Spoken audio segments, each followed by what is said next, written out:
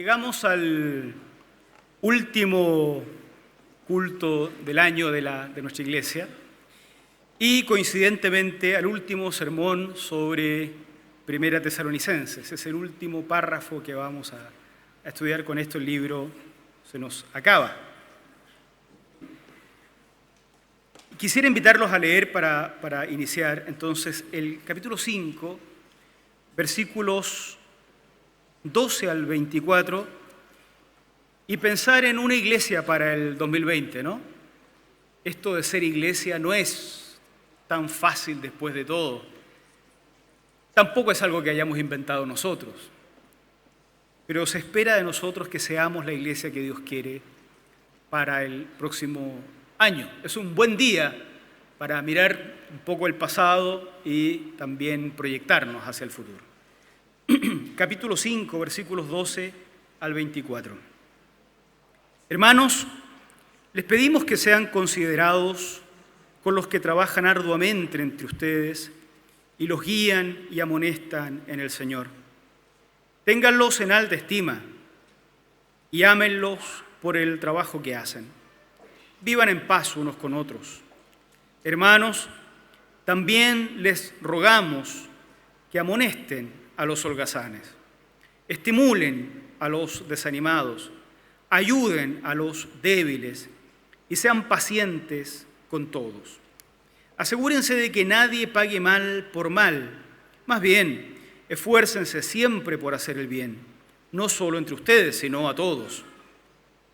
Estén siempre alegres, oren sin cesar, den gracias a Dios en toda situación, porque esta es su voluntad para ustedes en Cristo Jesús. No apaguen el espíritu, no desprecien las profecías, sométanlo todo a prueba, aférrense a lo bueno, eviten toda clase de mal. Que Dios mismo, el Dios de paz, los santifique por completo y conserve todo su ser, espíritu, alma y cuerpo, irreprochable para la venida de nuestro Señor Jesucristo. El que los llama es fiel y así lo hará. Hermanos, oren también por nosotros.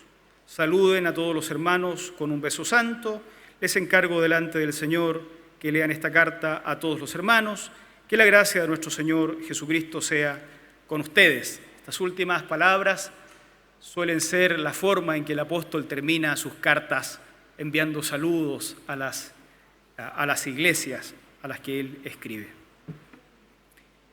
Pablo es el apóstol que escribió este documento, esta carta, que circuló por siglos o al menos décadas entre los primeros cristianos de forma autónoma, solo para muy tarde formar parte de un bloque más grande de libros coleccionados. Así que nosotros tengamos estas cartas de Pablo metidas en un solo libro que se llama Biblia, no debe hacernos pensar que estas cartas fueron escritas así, en un libro completo, ¿no? Pablo escribió esta carta a una iglesia naciente, hemos dicho, muy nuevita, no alcanzaba a ser discipulada, tiene niveles de organización muy primarios, y esta carta constituye el documento, lo hemos dicho también antes, más antiguo del cristianismo que hemos conservado. La carta de Pablo, que es más o menos de la década del 50 del siglo I de la era cristiana. Así es que si uno mira la carta con esos ojos investigadores, uno podría empezar a pensar cómo era el cristianismo temprano, antes de que surgieran las grandes organizaciones eclesiásticas. Vamos a ver algo de eso un poco más adelante. Esta iglesia de Tesalónica está amenazada por la falta de comprensión de ciertas cuestiones profundas de la revelación de Dios que no alcanzaron a conocer porque no tuvieron tiempo. Pablo tuvo que salir rápidamente de la ciudad, no hubo tiempo para un discipulado mayor. El riesgo de eso era que la tristeza que iban adquiriendo producto de no saber lo que estaba pasando especialmente con sus muertos, se iba convirtiendo en una desesperanza, como pasa siempre con la tristeza, en una desesperanza que se va metiendo en los huesos, que se va metiendo en el alma. En la carta entonces Pablo intenta instruirlos a la distancia, porque él no puede viajar. Los instruye especialmente acerca de lo que pasa con sus muertos y les dice que el lazo, el vínculo con Dios no lo rompe ni siquiera la muerte. Un día, cuando el Señor regrese, estos irán primero a la presencia de Dios y luego, si estamos vivos, los que estén vivos en ese momento también irán. En el párrafo que acabamos de leer, entonces Pablo se empieza a despedir.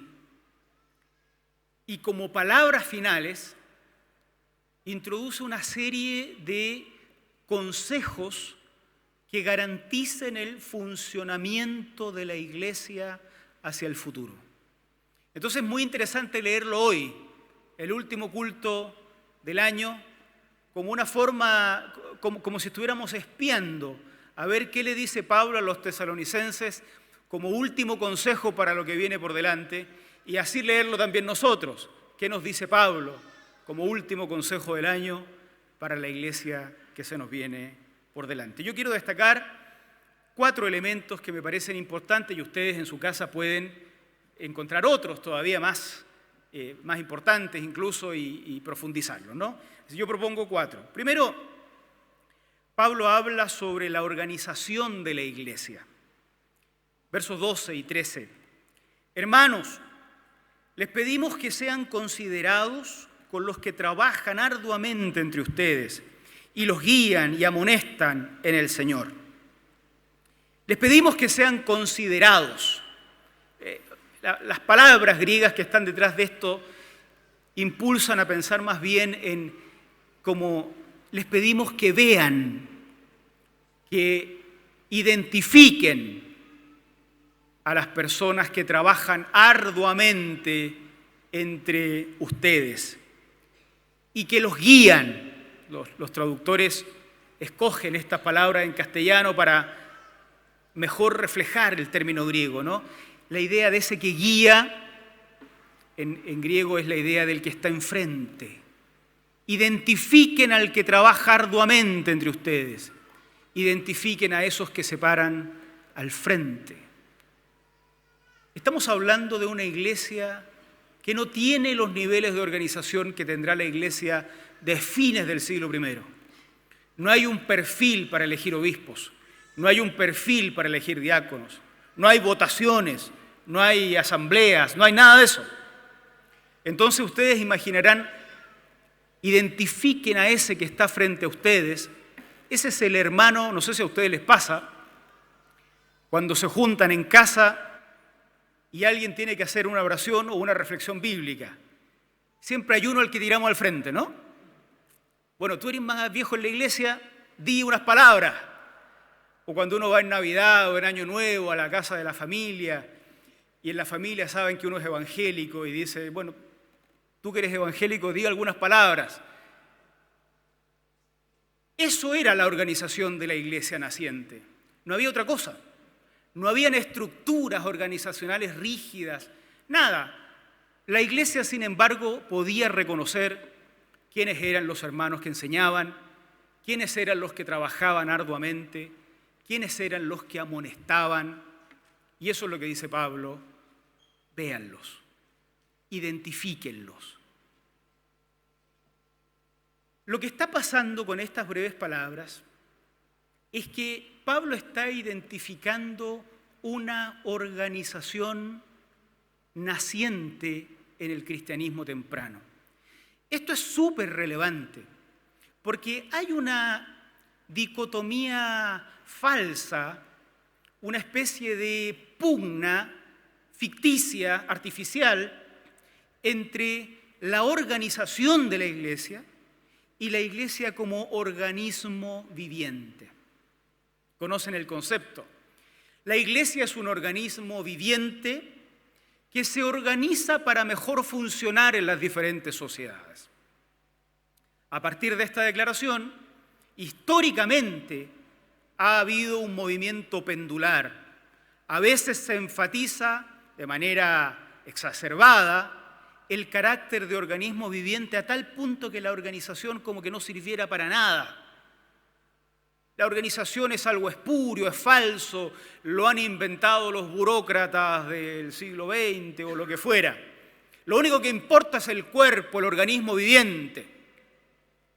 En otros momentos de la historia, el péndulo ha viajado hacia el otro extremo. El organismo viviente casi no importa, lo único que importa es la organización, como un traje para el cuerpo. Y si el traje le empieza a quedar corto al cuerpo, se ha preferido cortar el cuerpo, mutilarlo para que cuadre el traje.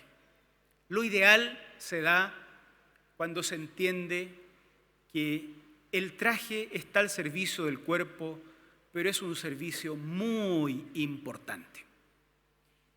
Es muy interesante notar que en el documento más antiguo del cristianismo, Pablo está intentando decir, reconozcamos cómo estamos organizados.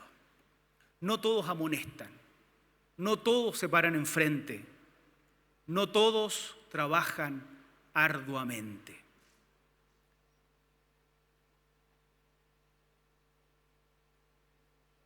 Eso es muy, muy, muy interesante también en nuestros días, ¿no? A continuación va a decir otras cosas de unos que no trabajan arduamente y que también hay que reconocerlos, parece. Pero esto es lo primero. Hay que reconocer cómo nos vamos organizando y dentro de esta organización,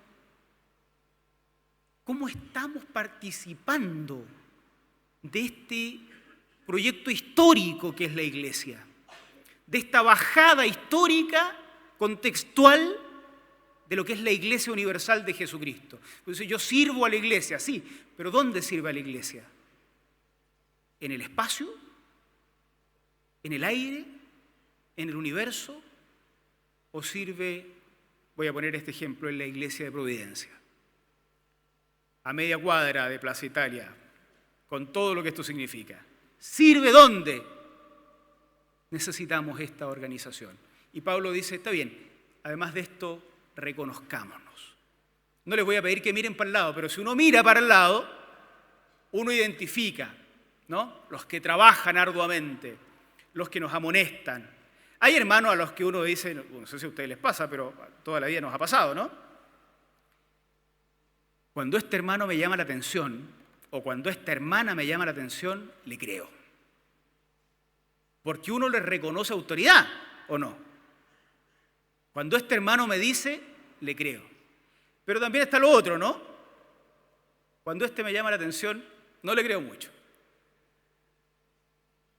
Y eso es porque vamos reconociendo a quiénes son, quienes trabajan arduamente, quienes nos amonestan, y los vamos teniendo en alta estima. Esa es la forma más básica, más primitiva de organización del cristianismo naciente.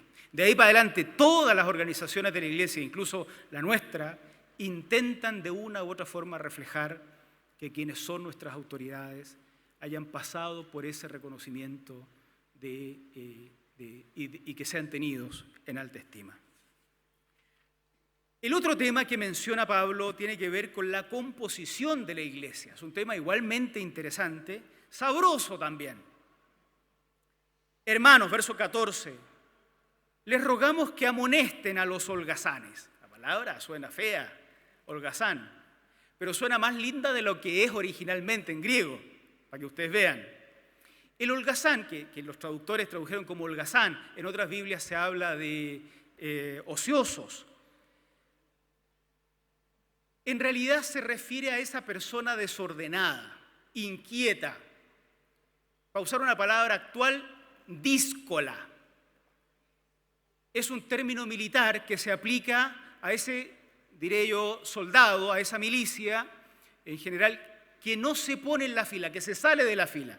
Ustedes se han dado cuenta cuando uno mira a la gente que está formada y hay uno que está al lado.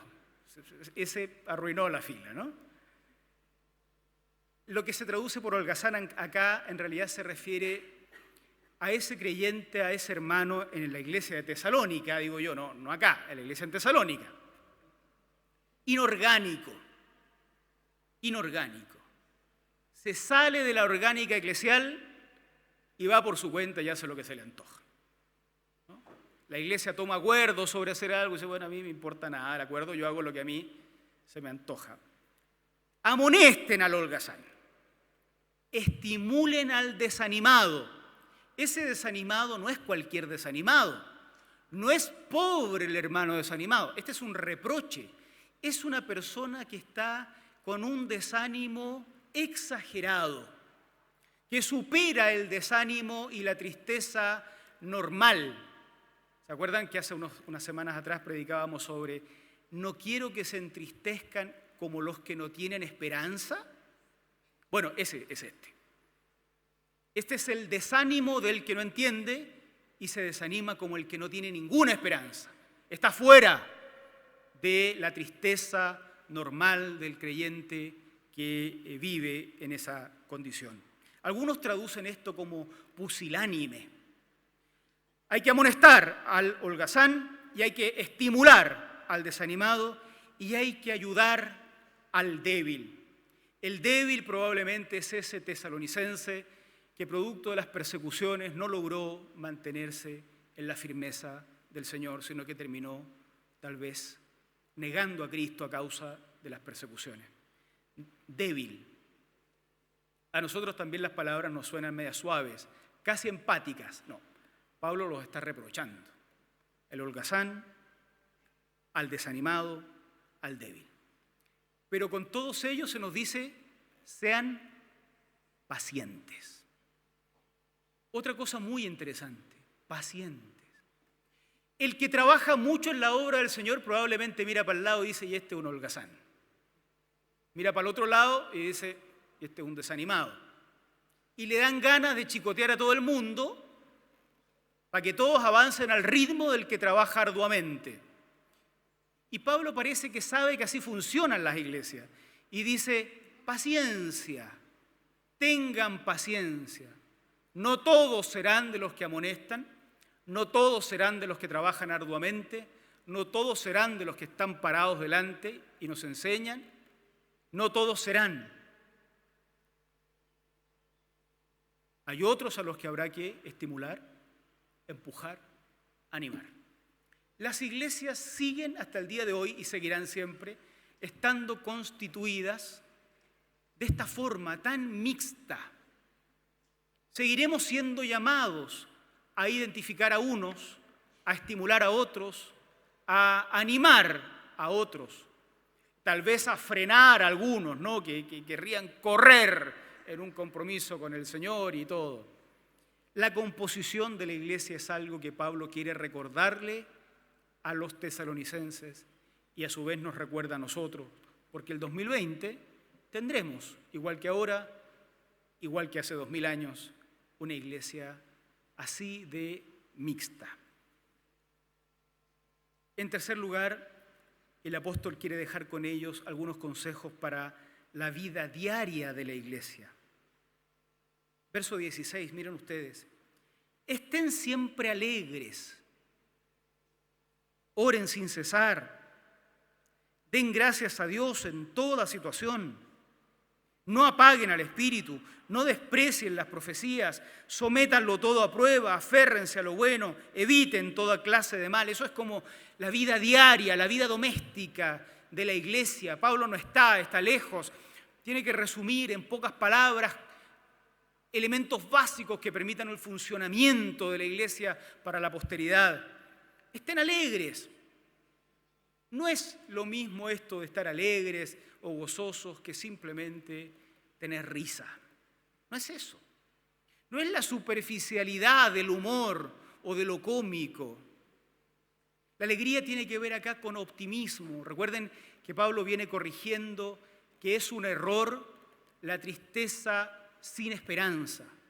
La tristeza está bien, pero es la tristeza con esperanza la que él enseña. Ahora, la contraparte es la alegría. Esa alegría que surge de una esperanza que se tiene en Jesucristo. Por lo tanto, esto es optimismo. Es optimismo. Los evangélicos no somos buenos para ser optimistas. No somos muy buenos. Se nos pasa de la mano permanentemente o criticamos, lo criticamos todo a tal punto que ya no hay nada bueno y esto es el apocalipsis. O vivimos en el paraíso y todo es tan bueno que no hay nada que criticar. Son extremos. No. La tristeza es algo con lo cual tenemos que vivir, especialmente frente a la muerte, pero otros tipos de tristeza también.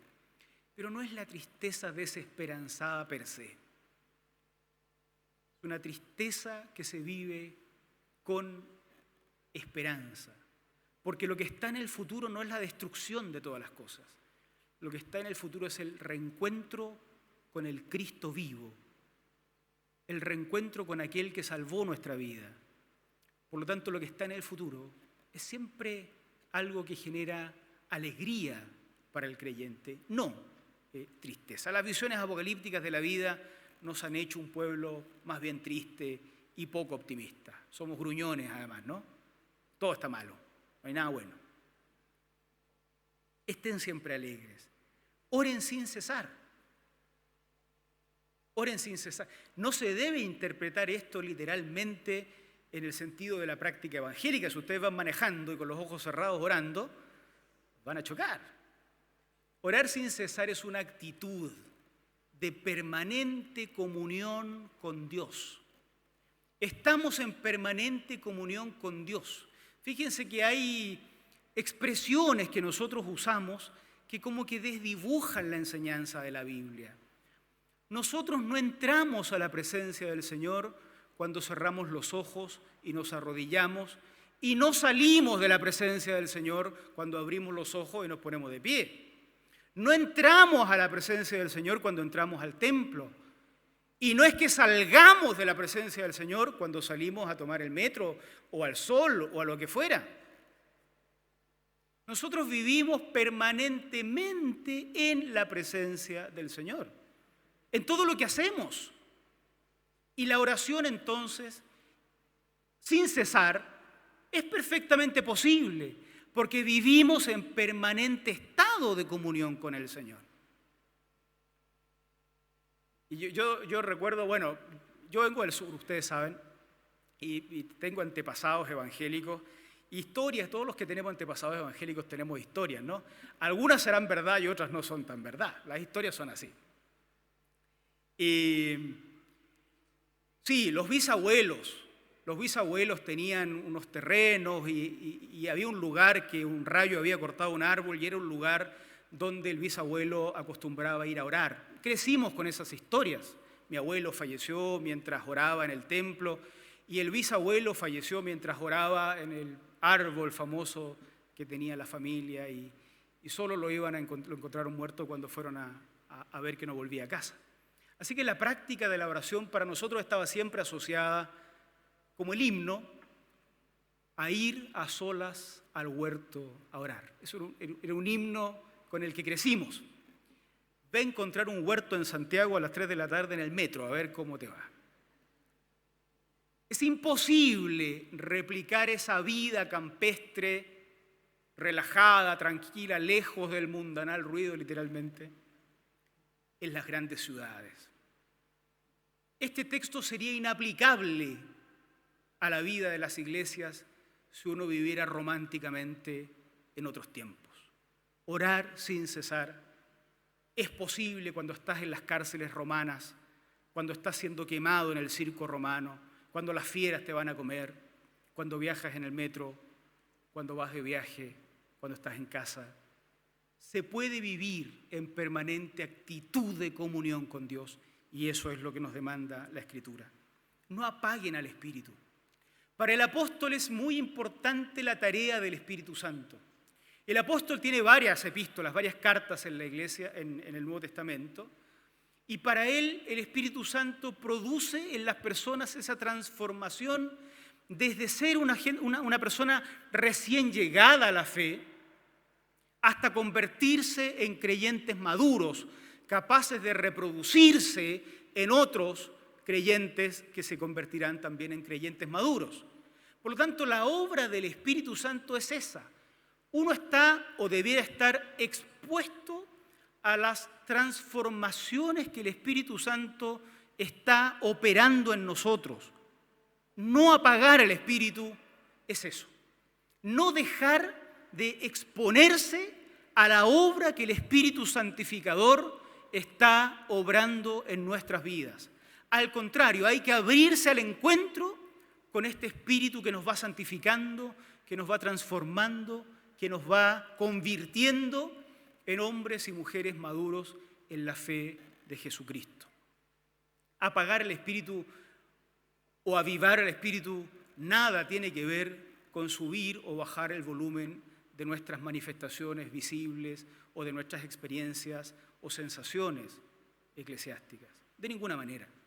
Tiene que ver con abrirse o dejar de abrirse a la obra que el Espíritu Santo está haciendo en nuestras vidas a través de esas experiencias que nos toca vivir día a día. El Espíritu nos va santificando y nos va transformando cuando sufrimos, cuando lloramos.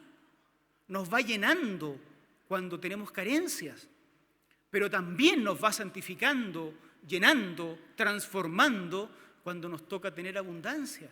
En cada momento, cuando fracasamos, cuando tenemos grandes victorias, cuando cumplimos grandes etapas de nuestra vida o cuando no alcanzamos a cumplirlas. No apaguemos al Espíritu significa no dejar de abrirse a esa experiencia con el Señor. No desprecien las profecías. No desprecien las profecías. La profecía para el apóstol obviamente no es un vaticinio sobre el futuro y punto. Hemos dicho acá en muchas ocasiones, especialmente estudiamos algunos libros de la profecía del Antiguo Testamento, cómo la profecía es esa voz del Señor, esa palabra de Dios que viene para dar respuesta a las situaciones concretas de la vida. La profecía más clásica del Antiguo Testamento, las del siglo VIII antes de Cristo, Miqueas, Oseas, Amós especialmente, el primer Isaías, es una profecía que tiene tres grandes focos: lo social, lo político y lo religioso. Es una palabra de Dios que cuestiona profundamente el tipo de sociedad que han construido, dicen ellos, en nombre de Dios. Dios se distancia de esa manera injusta de vivir la sociedad. En lo político, lo mismo. Buscan alianzas con pueblos importantes porque piensan que todo lo que pasa en su vida depende de hacer una buena alianza. Por eso el domingo pasado decíamos que las grandes esperanzas del mundo no están en los convenios con China, ni con Alemania, ni con Estados Unidos. Sépanlo también nuestros universitarios que están a puertas de egresar con el temor de que las economías se contraigan a tal punto que no encuentren trabajo. Nuestras esperanzas no están en las alianzas que hagamos con estos grandes poderes del mundo. Siguen estando en Belén de Judea, de donde viene el Salvador del mundo. Ahí están nuestras esperanzas. Los profetas anunciaban eso ya, su crítica a la política. Y su crítica religiosa también. Los líderes religiosos de la época se adoraban a sí mismos y dejaban de señalar ante el Señor.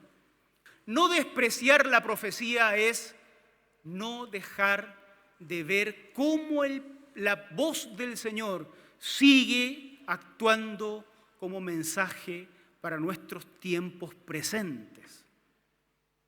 No desprecien esa palabra que se aplica a los tiempos de hoy, no un vaticinio futuro. Pero junto con eso, sométanlo todo a prueba y aférrense a lo bueno. No sé si ustedes alcanzaron a escuchar, ojalá que no, pero yo alcancé en otros tiempos y en otros lugares. Cuando a uno como miembro de la iglesia se le decía, se le criticaba o se anunciaba, se promocionaba no tener un espíritu crítico, ¿no? Si usted es muy crítico está mal, ¿no? Un espíritu crítico. Viene con un colador el domingo a la iglesia. Viene con una libreta para anotar lo que dice el pastor. Y eso era como malo. Todo lo contrario de lo que dice la Biblia. sométalo todo a prueba. Todo. Todo. Yo cuando veo a alguien con su celular mientras estoy predicando, yo no imagino que esté en otra cosa. Está seguramente verificando si efectivamente esa palabra griega significa lo que el pastor dice que significa. Ahora, ustedes se ríen, pero yo sé que eso es verdad, eso es lo que hago yo. Cuando predican otros, yo eso es lo que hago. Reviso. Sométanlo todo a prueba y quédense con lo bueno. Miren, es como al revés, estábamos equivocados. No es una invitación a no revisar.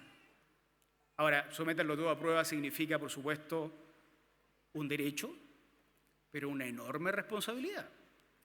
Porque entonces soy obligado a adquirir las herramientas para discernir adecuadamente qué es lo que de esta profecía que viene está siendo bien usado o mal usado. Así es que fíjense que este texto nos involucra a todos en la necesidad de profundizar nuestros estudios de la palabra del Señor y la necesidad de adquirir herramientas mejores para discernir.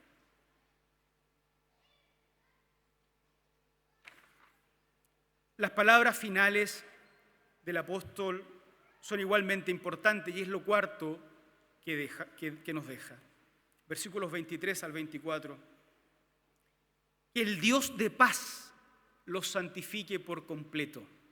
Fíjense cómo hay una asociación entre paz y santificación.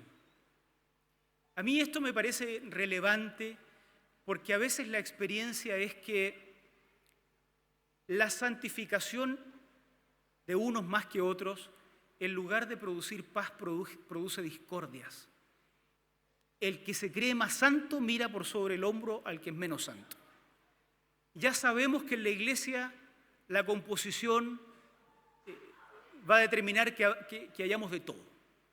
Aquellos a los que reconocemos porque nos amonestan y les reconocemos la autoridad para hacerlo, y también al que hay que estimular o al que hay que corregir. Entonces, la búsqueda de la santificación a veces produce en algunos círculos más bien guerra y no paz. Por eso es significativo que el apóstol se preocupe de caracterizar así al Dios que santifica, el Dios de paz que lo santifique. No el Dios de la soberbia, porque ese es otro. No el Dios de la guerra, no el Dios de la inmisericordia, no el Dios de la arrogancia, no el Dios de los poderes extrasensoriales, el Dios de la paz. Porque esa santificación que proviene del Dios de la paz produce también paz entre nosotros.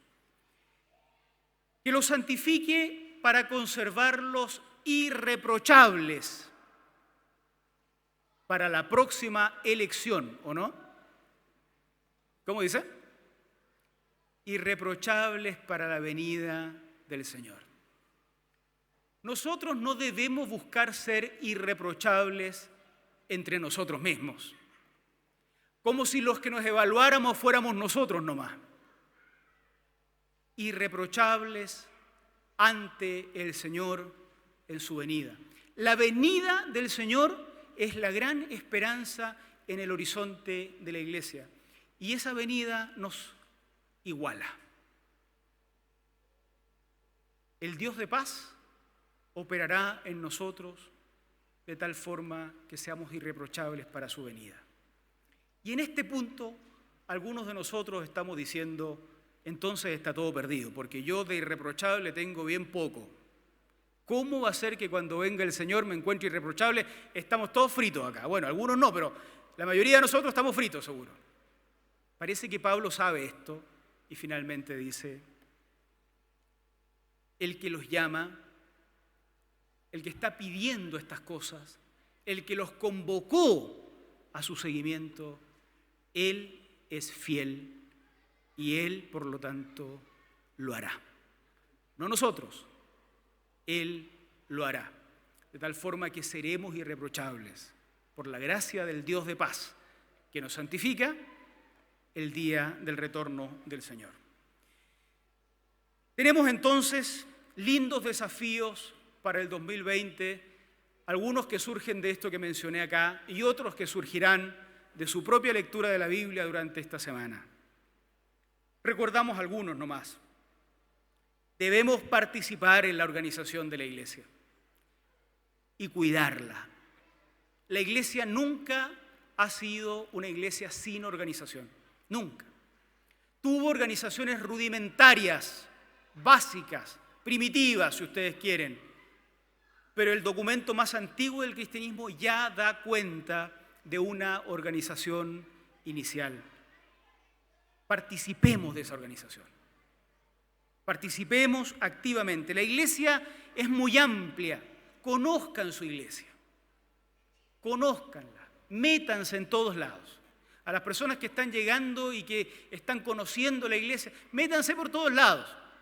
Vengan a todas las reuniones posibles, conozcan cómo funcionamos, pregunten todo lo que quieran preguntar, conozcan. Se van a encontrar con un montón de pifias y con un montón de cosas buenas. Seguro que las pifias serán más que las buenas, pero las buenas son muy buenas.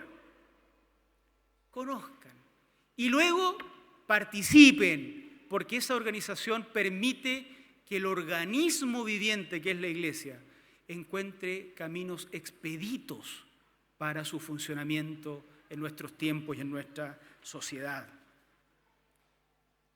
Reconozca que la composición de la iglesia es variada. Usted un día domingo cualquiera, pero cualquier día de la semana, va a encontrar personas que trabajan mucho y personas que trabajan muy poco. Personas que se comprometen, que se echan al hombro la iglesia, voy a decir así, y la sacan adelante y llevan haciendo esto por décadas. Nuestra iglesia acaba de cumplir 80 años. En las fotos están personas que sacaron la mugre trabajando en la iglesia. Seguro que también están los que no hacían tanto, ¿no? Eso lo vamos a encontrar siempre, sépalo.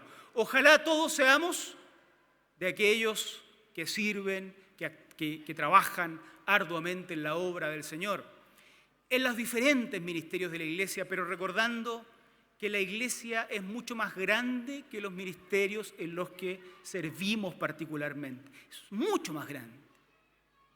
Pero es una iglesia diversa. Están los díscolos, que nunca se ponen en la línea. Cuando hacen una línea están fuera. No importa, no van a salir nunca. Con todos ellos, ¿qué dice Pablo? Paciencia. No nos agarramos a combo porque opinamos diferente. No nos vengamos. No pagamos mal por mal. El que trabaja mucho no le tire en la cara al otro que hace poco. No se paga mal por mal en la iglesia. En tercer lugar, y finalmente, un día vendrá el Señor. Pero no estamos atemorizados. Se nos pide presentarnos sin reproche ante Dios, reconociendo nuestra incapacidad para vivir de forma irreprochable. Nos agarramos de lo que dice Pablo.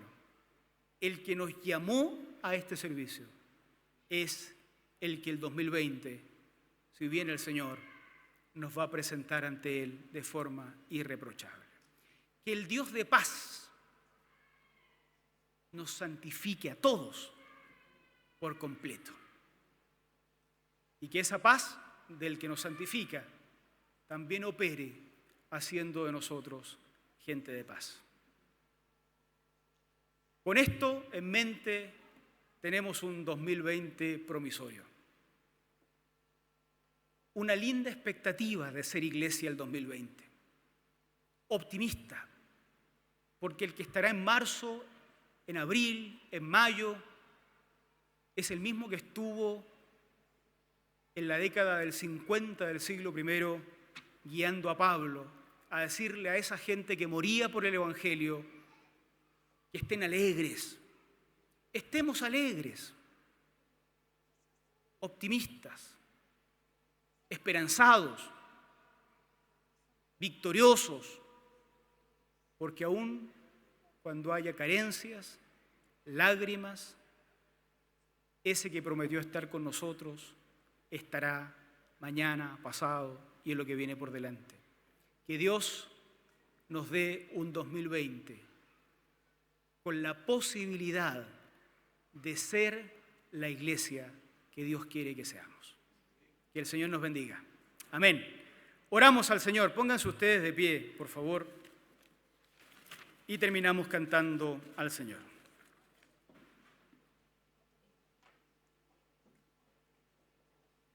Gracias, Señor, por darnos este tiempo para compartir este día, Señor,